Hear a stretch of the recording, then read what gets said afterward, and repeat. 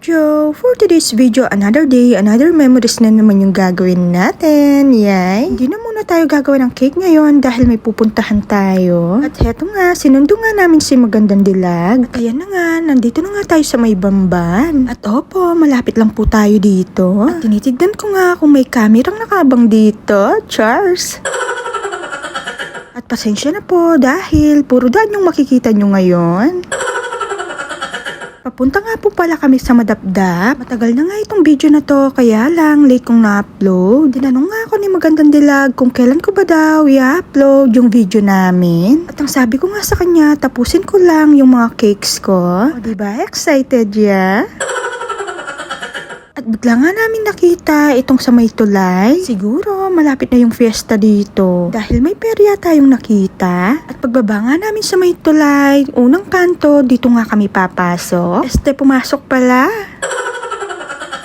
At ayan na nga, nandito na nga kami kay Kapitan Ponga. At pagpasok nga namin, nagpahinga lang kami saglit. At pagkatapos naming magpahinga, nilagyan na nga ni Kapitan Ponga si Magandang Dilag ng pakapata. Ano ba sa Tagalog yun? Hindi ko kasi alam eh.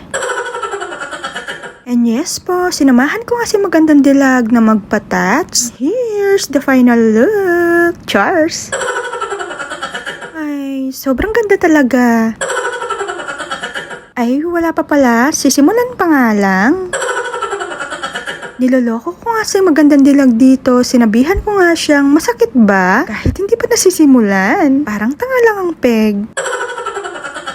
O diba, kung ano-ano yung pinagsasabi ko. At ayan na nga, sinisimulan na. O baka may magsabi na naman dito. Ano ba yan? Ang linis ng katawan nyo, dinudumihan nyo. FYI lang po, wala po tayong pake sa katawan ng may katawan. Katawan nila yan, kaya sila yung masusunod kung ano yung gusto nilang gawin. At para naman sa mga nagsasabing masama daw yung magpatats. Paano naman yung sinasabi nyong masama yung may mga tattoo? Hindi ho ba, mas masama yan sa pag-iisip nyo ng ganyan sa kapwa nyo? Ewan ko ba sa mga taong ganito? Kung wala naman po kayong magandang sasabihin or ayaw nyo sa mga may tattoo, mas mabuti pang wag ka na lang magsalita dahil ang baho nang lumalabas sa bibig mo, ay.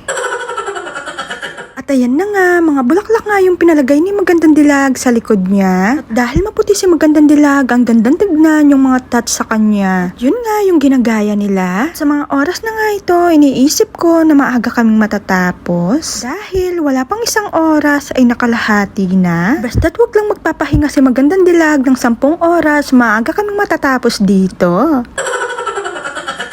Habang hinihintay ko nga si Magandang Dilag dito, ay natulog muna ako. At alam nyo ba, pagkagising ko nga ay gabi na.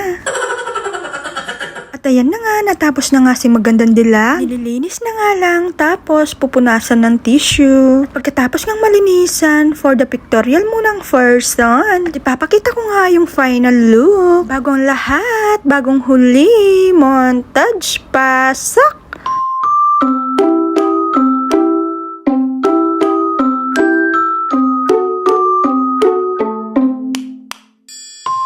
Dahil nainggit ako, magpapatats din tayo. Charan! O diba ang cute? Cupcake nga yung napili ko dahil gumagawa tayo ng mga cakes. Dahil sa mga videos ko, puro kamay yung nakikita nyo sa akin. Para once makita nyo, alam na alam nyong ako yon. At kung makikita nyo, for the pictorial nga ulit si Magandang Dilag. At syempre, kahit maliit nga lang yung sa atin, pinicturan din. At ayun na nga, pagkatapos nga namin dito, umuwi na rin kami.